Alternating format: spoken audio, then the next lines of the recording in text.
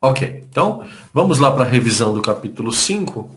E aí, se vocês puderam perceber, nós apresentamos aí ao longo das 3 aulas os conceitos fundamentais para as redes de dados, né, as redes de computadores, apresentamos os componentes, apresentamos protocolos, né, falamos sobre os equipamentos específicos que compõem uma rede, e hoje a gente dá uma refinada, uma aparada, né, melhor dizendo, em todos esses conceitos. Tá? Então, primeiro, o que a gente tem de elemento para compor uma rede de dados? A gente tem, nas pontas, né, os dispositivos host, que aí podem ser notebooks, desktops, smartphones, tablets, né? Esses elementos ficam prontos, né, e permitem que o usuário tenha acesso à rede de dados, tá bom? Para fazer essas conexões, né, de ponta a ponta, a gente tem os meios de propagação. E esses meios de propagação, eles são o cobre, a fibra ótica e o ar. Cada um deles com as suas características, né? Cada um deles com as suas propriedades principais. No meio do caminho, dependendo do tamanho dessa rede e dependendo daquilo que a gente quer fazer com ela, a gente pode incluir os dispositivos intermediários. Então aqui eu tenho alguns exemplos, né? Switches, roteadores sem fio, access point, modem. O modem ele é fundamental para que você na sua casa tenha acesso à internet. Então, quando você contrata um pacote de internet, a empresa vai até a sua casa e faz a instalação de um modem.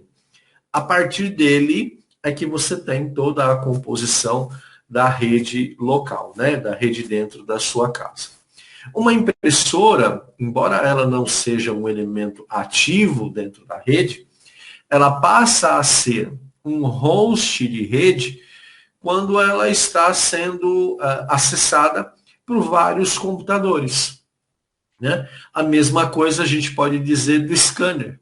Né? São elementos host que estão em uma rede e que, para participarem dessa rede, precisam ser acessados pelos mais diversos usuários. Tá? Hoje a gente tem uma categoria muito grande de dispositivos host e a gente tem diferentes formatos de meios de propagação. Tipos de redes, né? A gente tem aquelas redes pequenininhas e a gente tem aquelas redes grandonas, né? A menor rede que a gente pode ter, né? A menor rede que a gente pode ter é uma rede do tipo PAN. Essa rede do tipo PAN é aquela rede pessoal, né? Feita com dispositivos Bluetooth, no máximo 7 dispositivos, lembram? A gente falou disso aí na última aula. Mas ela tem geograficamente uma região de atendimento muito pequena. Quando a gente expande um pouquinho essa rede, quando a gente aumenta um pouco a extensão dessa rede, a gente classifica como sendo uma rede LAN, Local Area Network, tá bom?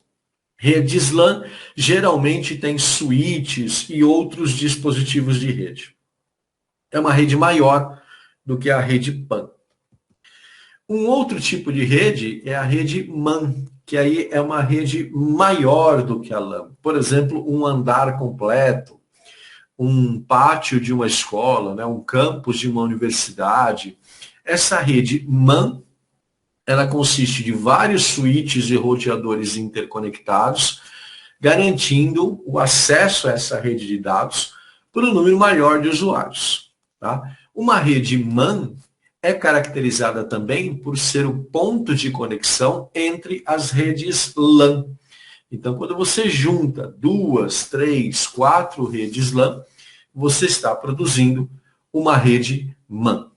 Existe uma rede maior ainda, que é a rede WAN, que conecta redes em locais geograficamente muito distantes. Tá? A WAN, um exemplo de WAN, é a própria internet. Né? Ela vai conectando mãos pelo planeta todo, né? Garantindo que esses computadores consigam se enxergar, consigam conversar. Tá bom? Então, a nível de crescimento, a gente tem PAN, LAN, MAN e WAN. Tá bom? Mas aí é a nível de crescimento geográfico. Óbvio que quando a gente fala de uma rede WAN, a gente está falando de roteadores, né? A gente está falando de equipamentos mais poderosos para poder fazer essa comunicação de dados.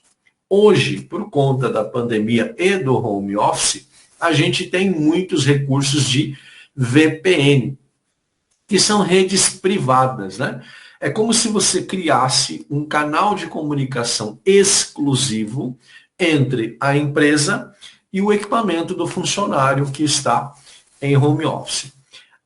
VPNs exigem nome de usuário e senha, né, para garantir que aquele equipamento, aquele usuário realmente está se conectando à empresa.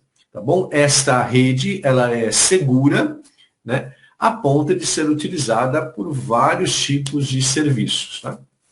Então, a VPN é algo que a gente pode construir dentro dos switches. Né? Até a gente falou disso na aula passada, quando nós apresentamos o princípio de funcionamento dos switches. Lá eles fazem um registro, né, dos endereços físicos. Então, é possível se criar uma rede de endereçamento direto. Empresa, máquina do funcionário. Tá bom?